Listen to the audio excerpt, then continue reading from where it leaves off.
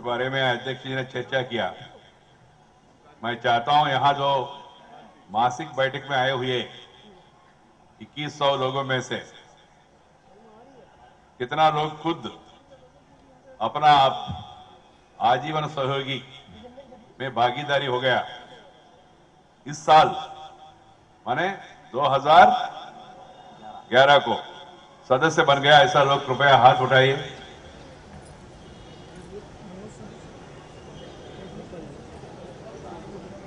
अच्छा, नीचे कर दीजिए।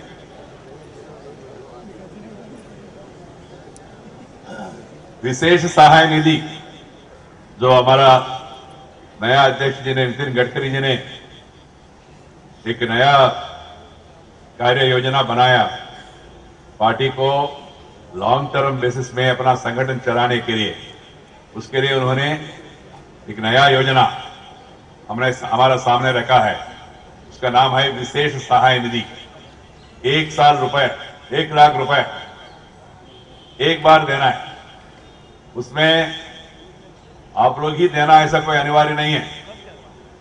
उतना लाखपति हमारे पास नहीं होंगे, फिर भी पब्लिक से, अपना मित्रों से, समर्थकों से, जो हमारा शुभेच्छक है, उन लोगों से संपर्क करके 1 लाख रुपए इकट्ठा करना। ऐसा मैंने खुद सदस्य बना, ऐसा कोई है तो हाथ उठाइए। विशेष सहाय निधि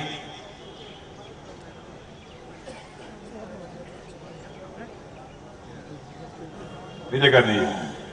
हमने कुछ मित्रों को, महानुभावों को सदस्य बनाया, सदस्य बने, उसमें भागीदारी बनाया। ऐसा कोई है तो हाथ उठाइए, नीचे कर दीजिए। दिल्ली का टारगेट क्या विजेंद्र जी? 1,000 ना, ये कोई सीक्रेट नहीं है। अध्यक्ष जी कह रहे हैं मीडिया नोट करेगा, मीडिया को हम खुद बताने वाले हैं। ये पैसा चेक से देना है। बीजेपी ने इस अनुभव, आजकल जो देश में चल रहे हैं ना, काला धन, ब्लैक मनी, अनअकाउंटेड मनी, जिसके कारण से पॉलिटिकल एटमॉस्फेयर कालुष्य हो गया, पोल्यूट हो गया, उसके बारे में गंभीरता से चर्चा करके इसके 15-20 साल के पहले श्रीमान लाल कृष्ण आडवाणी जी ने हम लोगों को मार्गदर्शन किया। उस समय उन्होंने कहा पार्टी का नॉर्मल गतिविधियों को चलाने के लिए, रेगुलर पार्टी एक्टिविटी चलाने के लिए, कार्यालय का व्यवस्था, टेलीफोन का व्यवस्था, सर्कुलर, इंफॉर्मेशन देना वगैरह, इसके बारे में पार्टी को चलाने के लिए एक व्यवस्था होना चाहिए। हर एक पार्टी का कार्यकर्ता अपना कमाई से साल में एक बार 1,000 रुपया, 5,000 रुपया, 10,000 रुपया ऐसा अपना कमाई से देना चाहिए। इसका नाम दिया आजीवन सहयोगी, लाइफ लॉन्ग एसोसिएट। जीवन सहयोगी LIC होता है ना, ऐसा नहीं है, आजीवन सहयोगी नाम दिया है। ये कार्यक्रम देश भर में चल रहे, मगर इसके बाद जो हमारा नया अध्यक्ष नितिन जी ने एक नया स्कीम हम लोगों के सामने रखा है। वो स्कीम यह है, ठीक है रेगुलर पार्टी चलाना ठीक है, मगर आंदोलन कार्यक्रम, रैलियां, प्रोग्राम, उस समय के लिए क्या करना चाहिए? बार बार जनता के पास जाना, पैसा इकट्ठा करना, क्या अच्छा नहीं लगेगा? और इसलिए उसके लिए एक विशेष सहाय निधि, जो महानुभाव 1 लाख रुपए दे सकते हैं, उन लोगों से चेक से 1 लाख रुपए देना है। वो आजीवन सहयोगी भी चेक से और विशेष सहाय निधि भी चेक से। हम लोग जो बताते हैं बीजेपी वाले, हम खुद इसको अमल करके दिखाते हैं।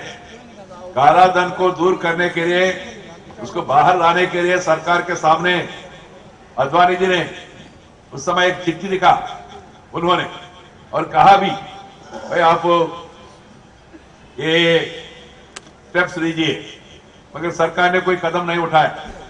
हमारा पार्टी में इस विषय को हमने आगे बढ़ाने के लिए कोशिश किया।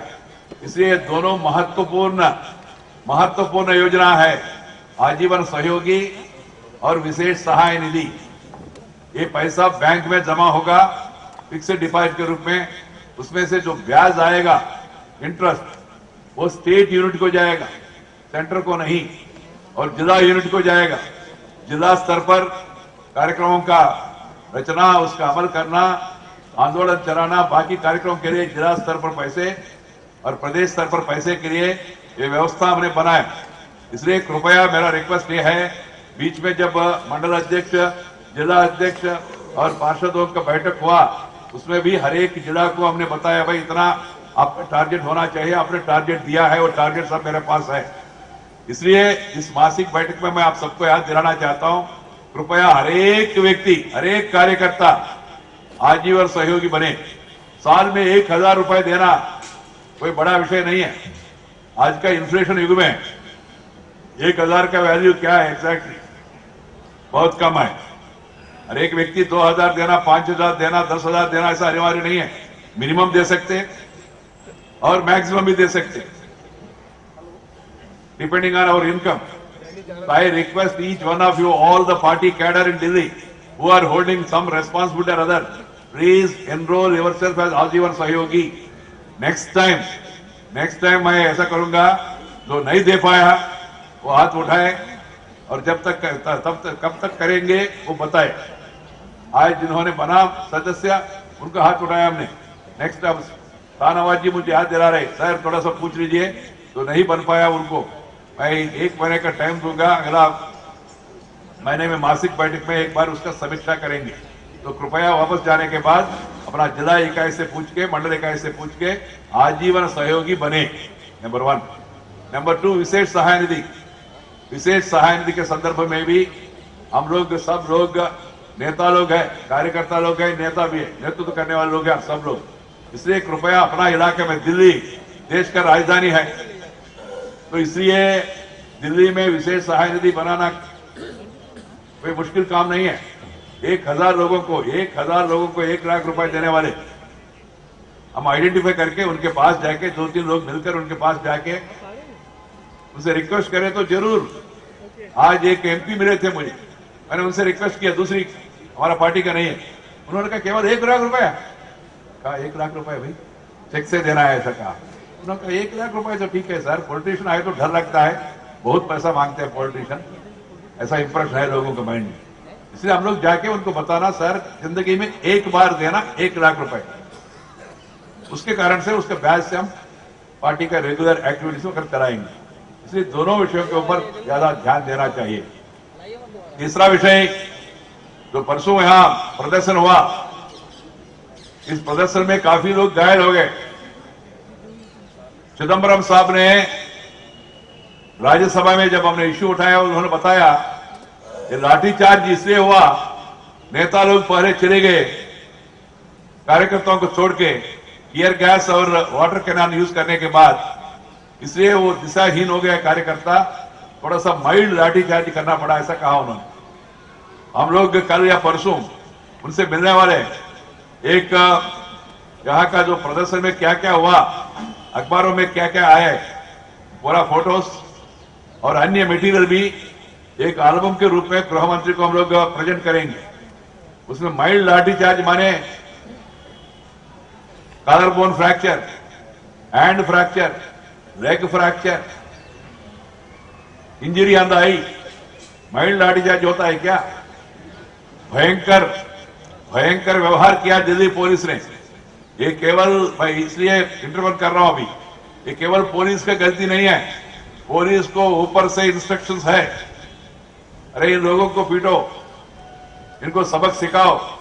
दिल्ली में कोई भ्रष्टाचार के खिलाफ आवाज उठाएगा, उनको यही स्थिति बनेगा, यही स्थिति होगा। नेता लोग चले गए, अगर पुलिस हमला कर रहे दिल्ली प्रदेश अध्यक्ष विजेंद्र गुप्ता के ऊपर, आप सब लोगों ने देखा होगा, जो नहीं आया उन्होंने भी देखा होगा, अखबारों में, टेलीविजन में भी देखा होगा। Directly police trying to hit the party president, what a great shame. And the home minister shamelessly makes a statement in Rajya Sabha saying ये केवल नेता लोग वहां से चले गए इसलिए हो गया।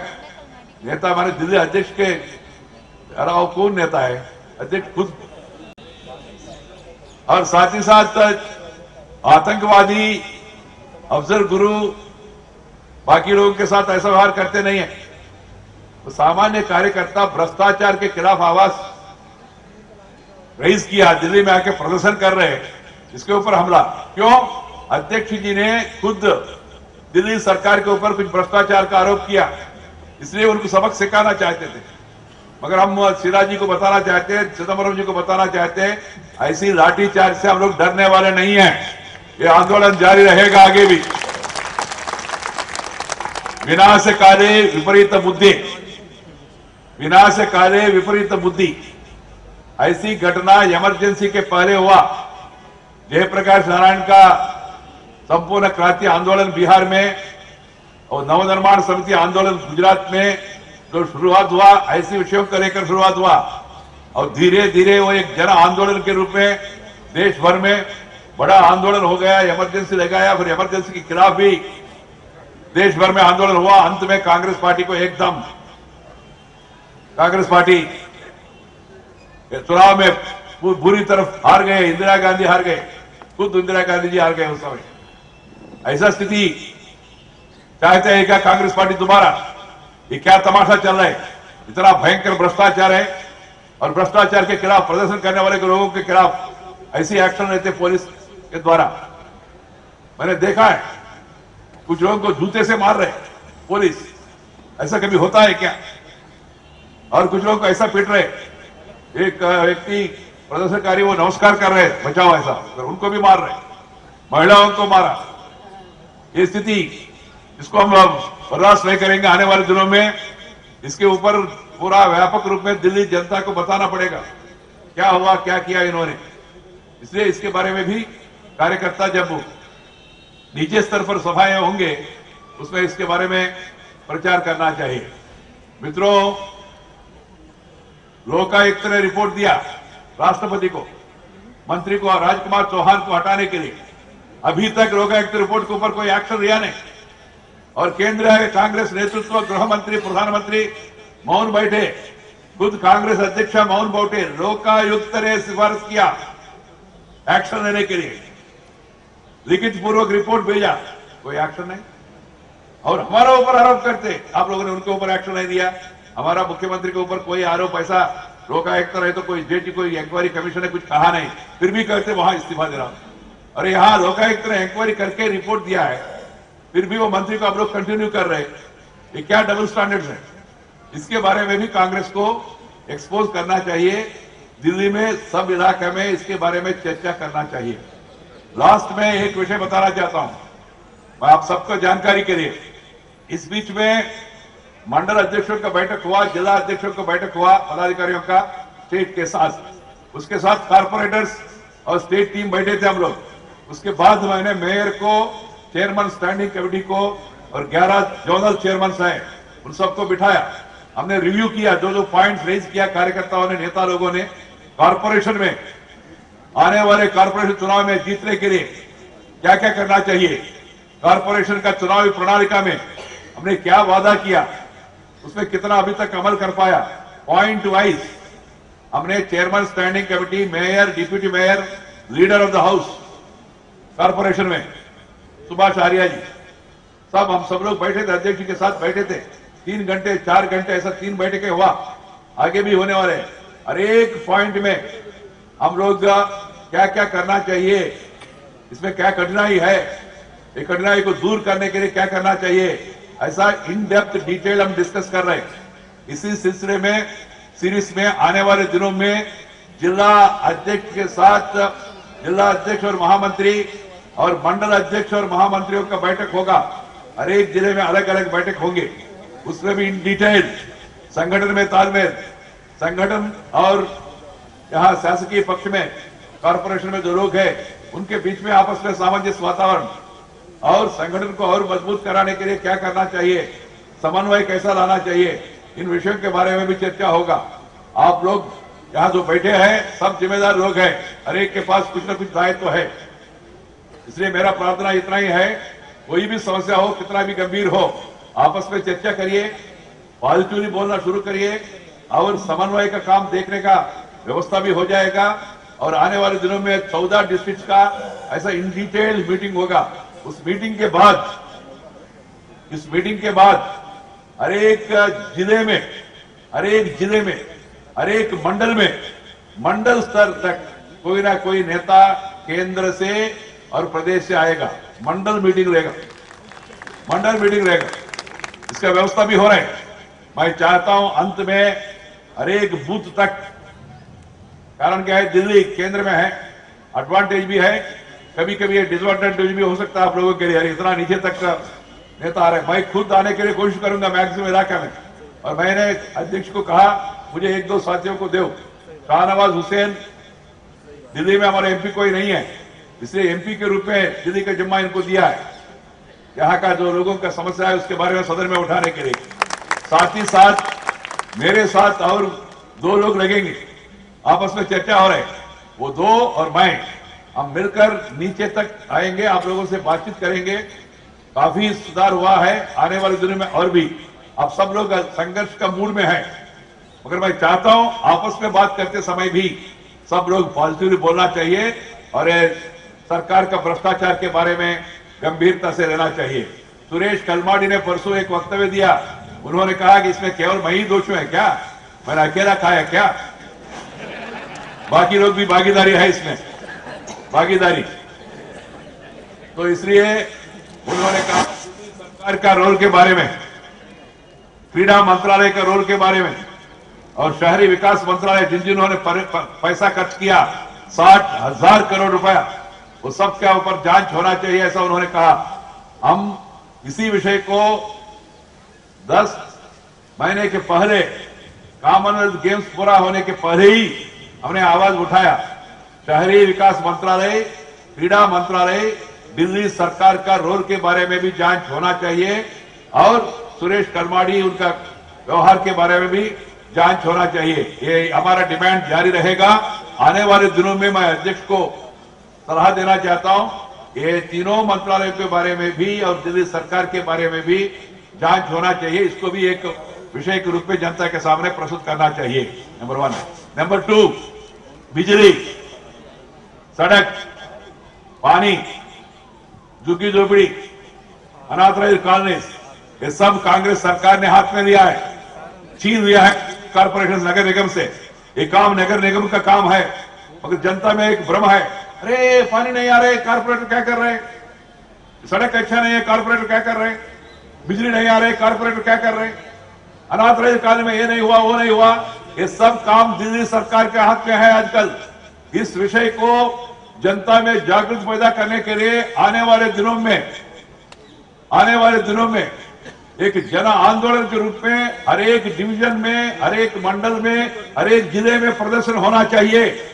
इन विषयों को लेकर लोगों को बताना चाहिए। लोगों को मालूम नहीं है 74 संविधान का संशोधन जो किया उसमें क्लियरली लिखा है 29 सब्जेक्ट्स को कॉर्पोरेशन को देना चाहिए। राजीव गांधी ने भी कहा, मगर जो राजीव गांधी के शिष्य जो लोग हैं वो लोग सब अधिकार अपना हाथ में छीन लिया दिल्ली कॉर्पोरेशन से। इसलिए इस विषय को लेकर जनता में जागृति पैदा करने के लिए एक जन आंदोलन के रूप में मंडल स्तर पर और जिला स्तर पर इसके बारे में चर्चा होना चाहिए।